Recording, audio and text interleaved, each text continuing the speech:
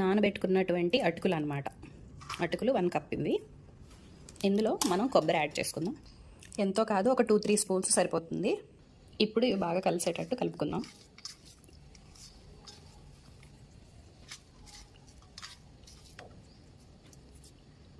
ఇందులో నేను బెల్లం షుగర్ సిరప్ వేస్తున్నాను కొద్దిగా. ఇప్పుడు దీన్ని అంతటిని కూడా బాగా కలుపుకుందాం. ఇది స్టీమర్ బౌల్, కానీ ఇందులో ఇంకా చిన్న చిల్లులు ఉన్నాయి కదా, ఇది వేసాను అనమాట. సో దట్ మనకి అంత కిందకి వెళ్ళిపోకుండా బాగుంటుంది. ఇప్పుడు దీని మీద ఇదంతా కూడా అడ్జస్ట్ చేసేసుకుందాం. ఇప్పుడు దీని మీద మూత పెట్టుకొని ఒక్క 5 మినిట్స్ ఉడికించుకుందాం.